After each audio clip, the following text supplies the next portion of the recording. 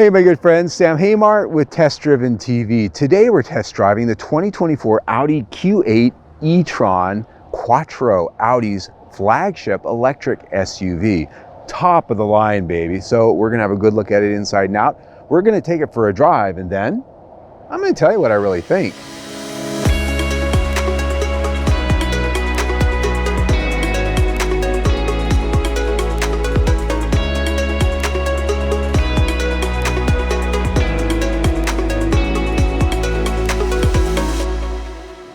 All right, my friends, so let's talk about the vehicle we have before us today before we get out on the drive. This is the 2024 Audi Q8 e-tron Prestige Launch Edition Quattro. That's a mouthful.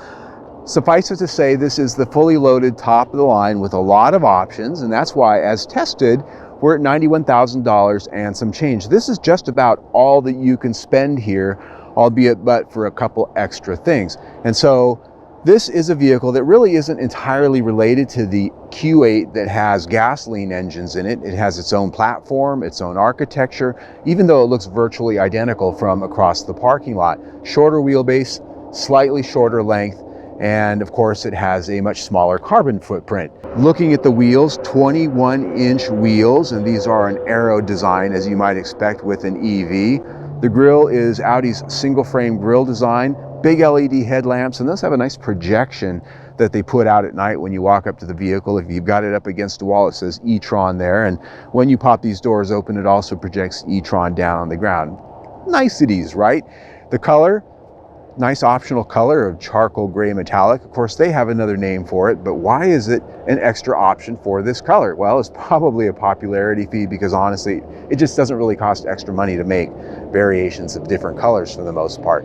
One thing this does have that's a nice option is dual charging ports. On the driver's side, hit the button, it pops open, kind of sexy, so you can plug it in, but a duplicate is also on the passenger side. Yeah, I love that. I love being able to pull into any space where there's a charger and not have to wait to get on the right side of it or stretch that cord across the front of your vehicle, whatever, if you're at a public charging station. Or in the case of my garage, sometimes it's easier to put it on one side or the other if my husband's already parked in there and I can just get in and charge. It's a pretty hefty option, and it does come with a higher speed charger. And so all of the different charging is over here on the graphic as far as how long does it take to charge in various ways. Not as important because so many electric cars now have variations that you can never really compare them, but there they are for your consumption. This has a 114 kilowatt hour battery underneath, about the size of a queen size mattress, underneath its flat floor. Dual electric motors, 402 horsepower when you use the boost function, and we'll talk about that in just a couple of minutes. So it's fast, it's powerful, it's heavy. Curb weight is about 5,800 pounds. This weighs as much as a full-size American truck, if you can picture that. Up on the roof, you can see this has standard black roof rails for all of your accessory racks so that you can put snowboards, skis, tents, storage cubbies, whatever up there. And also up there, you'll see this one has a panoramic moonroof with an opening front section. Coming towards the rear three-quarter view, something I've always liked about Audis is the very formal roof line back there, very business-like, very upright. And getting to the rear hatch, this is of course a power rear hatch as you'd expect, a built-in spoiler, and a full-length LED light bar that just says Audi. I mean, you can just look at that and go, oh, that's an Audi, just by the styling. Down in the lower bumper, a nice splitter-style lower fascia, but no big exhaust pipes because there's no exhaust. We're 100% clean here, baby. And sort of stepping away, I think when you really look at the overall style of this, I think that the body color wheel arch moldings and lower cladding really do give this a much cleaner, more professional, upscale look. Now we're sitting inside and having a look at the interior, and I'll just say right at the outset that as long as I've been in the automotive journalistic business, or maybe better said, since I've been an automotive enthusiast, Audi has been known for doing some of the best interiors in the business. Where we're at here is a very nicely crafted cabin with high quality materials. Being in the top of the line and the Launch Edition, this is a interesting gray combination with orange piping and accents, and I say interesting not in a bad way. Trims in here are piano black, which there are quite a bit of, and some nice satin finish metal. Other quality touches include the trim on the door panels, which is a nice suede cloth, and there again we have the satin metal finish along with the vinyl covering and the orange accents. It just looks beautiful and feels of quality, feels solid in how it's put together. Seats are leather, as I mentioned. This is a gray leather with orange piping and orange accents. They are heated and ventilated up front, power. Both the driver and the passenger have memory settings. They're very comfortable. They're not exactly sports seats, but they're soft enough yet supportive enough that I find them very comfortable to sit in all day. Finding my position, getting where I want it was easy as pie. The steering wheel ahead of me is a power tilt and telescoping wheel. In this particular trim grade, we have all of the technology, the virtual cockpit ahead of the steering wheel, fully digital instrument cluster, fully customizable. There are paddle shifters here, not for shifting, but for regenerative braking controls. There is a head-up display, and over in the center, we have dual screens here. There's an infotainment screen at the top, and down below, a full screen for climate control and other settings. The gear selector here is rather interesting. It is a sort of bar that you can rest your hand on, and then there is a thumb toggle that you can push and pull and press to get what you want. Again, I always like levers, but if there's not going to be a lever, this is not a bad way to go. I like the fact there's a handle here, place to rest your hand, and then you can control that there.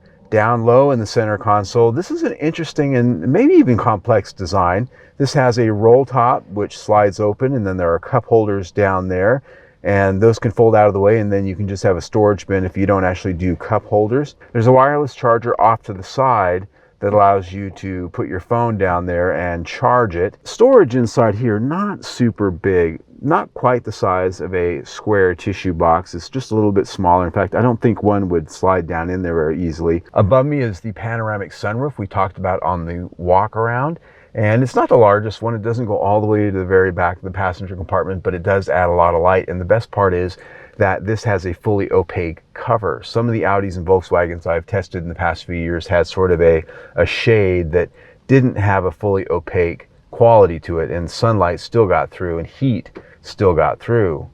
The rear seat of the Q8 is a place that actually has a lot more comfort and spaciousness than I might have expected at first, because a lot of electric SUVs, because they do package the battery into the floor is higher, and the overall feel and seating position in the back isn't always like an SUV. But here, there is not only plenty of space to be had, but the actual height of this seat feels like an SUV. And the best part about it is I'm sitting down in this seat, not on a flat, hard bench. There's a little bit of cushiness. There's a little bit of bucket to these seats. They're comfortable. And as you can see, I've got plenty of space here.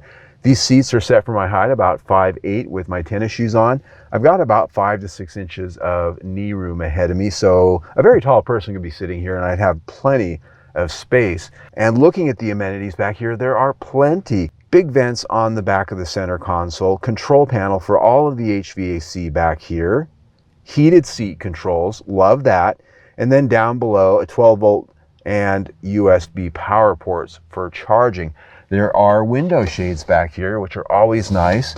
Help keep the sun off the baby, right? Or sun off of granny, or just sun off of me, because sometimes it can beat through there. Nice touches. Now, these seats, of course, fold down in a 40-20-40 split. The great thing is it's easy to do from the back of the vehicle. You don't have to go side to side. There are levers at the back, so if you're at the big box store and you're filling this up and you forgot to put the seats down, you just pop those levers, down the seats go. It's almost a fully flat load floor, and looking at the graphics there on your screen, you can see the numbers for the cubic feet. It's a pretty big load space because we're not trying to put a third row in the back of this vehicle. Underneath the floor, even though this is an electric vehicle, there is a temporary spare tire fitted down inside there, and a nice deep well in there that allows you to store your charger and other things that you might take on your trip. Other storage includes also a frunk under the hood. It's not a very big one, but it is a nice extra space to put maybe road flares or other things that you might have on a road trip, or maybe just some extra storage for those things you want to hide. I am very pleased with this interior, not only in its quality, its technology, but its design, it's very modern and it's very versatile as well. There's a lot of storage that is very innovative and interesting in the way they put it together. The front, the storage in the rear, as well as other little nooks that you can put things in here and there that are well sized and well laid out. It's just nice. And so this fits into the template that I already looked through that says Audi does some of the best interiors in the business. This doesn't disappoint at all. It gets 5 out of 5 stars. The infotainment system here is a 10.8-inch screen that is not quite as large as some of the competitors have gone to with these big garish sort of tablet style systems. This fits nicely into the design, and it is a fully functioning touchscreen that has all the connectivity that everybody else offers. What I will say is that looking around at all of the graphics and how this is laid out with the 3 screens, including the infotainment screen, is it's very down to business. It's not the kind of Las Vegas slot machine video poker type of look and feel that Mercedes-Benz gives you, which is great. I'm not complaining about Mercedes, but it's very glitzy, it's very graphic. Here, this is very black and white with a little bit of color, down to business. Like if Mercedes-Benz is Las Vegas, this is a government control room for a missile system. It's just very direct and it's very information and data oriented. A good thing if that's what you're looking for, but the actual layout of the menus is pretty easy to understand. There's a lot to dig into here. Obviously, we have Bluetooth connectivity, Apple CarPlay, Android Auto functionality through the connectivity portal. And then this does have navigation. This does have a nice 360-degree monitor when you put it into reverse, and it does show camera views both front and rear. Bang & Olufsen audio is phenomenal. Satellite radio even sounds good here. So I'm very impressed with the system. It's easy to use, and it's just a different flavor than what we find in some of the other brands out there that have gone a little bit more video game. Here, it's a little bit more, well, let's say mature. I like it. This system gets 5 out of 5 stars. All right, my friends, let's go for a drive. We're out here on my favorite windy mountain back road where there's nary a person on the road with us. It's always desolate out here, which is why I like bringing cars out here to test. So let's talk about what powers this thing. Under the hood, well, not entirely quite the right way to put it. We have a big electric motor front and rear, and big battery underneath the center floor of the car, as we discussed at the beginning. 114 kilowatt hour battery, 402 horsepower worth of electric motors. Now this normally runs mostly on the single motor in the back, rear wheel drive. It only resorts to adding that second motor up front, giving you all wheel drive when you need it, or when you put it on sport. And so that's how you get the boost function and all of the power. So down here you can hit the lever, and that gives you the sport, aka boost, full 402 horsepower and all-wheel drive dedicated. So let's see how it goes. Woo! Nice little punch in the back, cute sound, and 60. Woo! Gotta slow down, corner, corner, corner. Woo! Full power again with that boost. It's so quiet. The only thing you hear is wind, a little bit of motor noise, and it might be, artificially generated. It's kind of cute. It sounds a little bit more than just mechanical sound. Nice powertrain, right? It's hard to do it wrong with electric, but it can be done. Here, seamless power, quiet power, and you have 2 different power levels you can choose from to save the battery. Just immediate power, and torque steer really doesn't seem to be an issue for the most part. What I will tell you is that EPA advertised range is 285 miles. On a full charge twice now, the best I've seen given to me is 230 miles. That's with AC off, all of the accessories off. Temperature's been in the 50s and 60s. So, cattle guard coming up. And a stop sign. So range isn't exactly living up to what it advertises. Power is good, range not so much. And there might be some factors around that, but most electric cars I test give me exactly what they say. And in my week with it, I've been seeing about 2.3 to 2.4 miles per kilowatt hour in my efficiency. So not the most efficient electric car that you can get out there. It is a car that, well, it's an SUV that's heavy, and that's one of the reasons why. And they have dialed it up with a little bit of extra power. So powertrain here, refined as it gets, decent power, although not the fastest out there in the marketplace. And it could be a little bit more efficient, or at least live up to what it says on the window sticker in terms of range. So powertrain gets 4 out of 5 stars.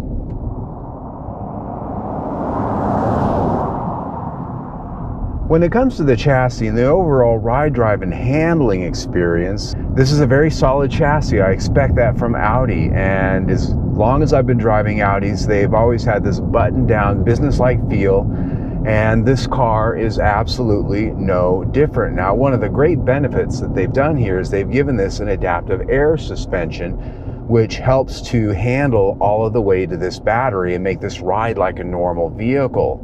It has a 5-link front and rear independent suspension, so it has a lot of articulation and precision in the way that it controls its wheels going down the road. So we've got a good air suspension with adaptive damping that controls the movements of the body, and we've got good geometry that controls the handling and the feel from behind the wheel. Those are all good things. Big 21-inch wheels, huge brakes to handle all of this weight. Again, 5,800 pounds, that's almost as much, well, that is as much as most full-size American pickup trucks, only we're in a crossover SUV. And you feel that weight in a lot of electric cars, but the ride here is very stable. It's not bouncy.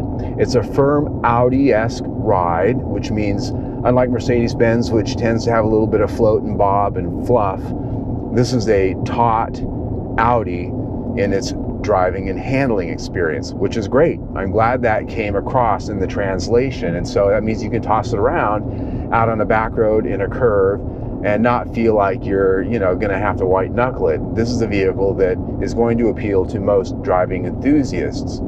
You can toss it into that corner. Yeah, and it feels like an Audi, nice and tight.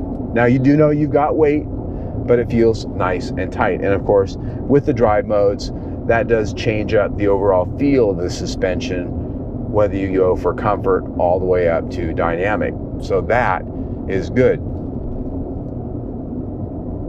Coming to another corner here. Woo! Yeah, it feels sharp, cattle guard. It feels tight, but you've got weight. It handles speed bumps, road irregularities, potholes, things like that with the kind of refinement that you expect here. And out on the highway, it's pretty quiet. 55 decibels on our 70-mile-an-hour highway test. That's one of the lowest numbers that I've seen in a long time. That's down there with some of the Mercedes-Benz EVs and other vehicles that I've tested. Very impressed with this chassis. It rides nice, it feels nice, it sounds nice. It gets 5 out of 5 stars. There you have it, my friends, our walk around inside and test drive review of the 2024 Audi Q8 e-tron. I have to tell you, I think this is a pretty big, sexy beast. I've always had an affinity for the Audi brand. I like their style. I like the serious business-like nature of how the brand presents their vehicles, always has. Back to the 80s, my first memories growing up, in 90s and 2000s, and here we are. And we've got a full electric brand here in just another few years. By 2030, they're going to be fully electric. All those gas vehicles are going to be gone. So this is really the first wave, second wave actually, of electric vehicles from Audi that spans the entire brand lineup. So that said, is it worth the money? $91,000 and some change. Woof, that's a lot of money. But if you look at the other luxury brands you can compare this to, it's actually kind of a bargain in some ways, because you can spend well over $100 on some of the Mercedes-Benz models. You can go with some of the other brands and spend a lot more money, particularly some of the new startup brands. They're charging a lot more than this, and this is an Audi. This is from a car company that's been doing it for a while. You can trust that they're not going to forget something, or they're not learning how to do something still. So there is a benefit to going with an established brand who's now doing electric, because everybody's on the same electric learning curve. Some people are a little further ahead on the how we build cars learning curve. Always something to think about. And that sort of segues into warranty coverage. 4 years, 50,000 miles, bumper to bumper, and you have 8 years, 100,000 miles on all of the electrical powertrain battery. Not the longest in the business, honestly. Kia, Hyundai, Genesis, they exceed that by quite a large margin. So all in, with everything we've talked about, I put value at 4 out of 5 stars. When you put that in with everything, we're at 4.5 stars for the review. Quite good, nearly a 5-star car, but for a couple little things that I might, well, find some exception with. That's why it's called a review. So there you go, our review of the 2024 Audi Q8 e-tron. Yeah, so if you like what we do, see our latest video right there. But if you really like what we do, subscribe to our YouTube channel right down there. And that way you can stay informed of everything we do. Either way, stay tuned.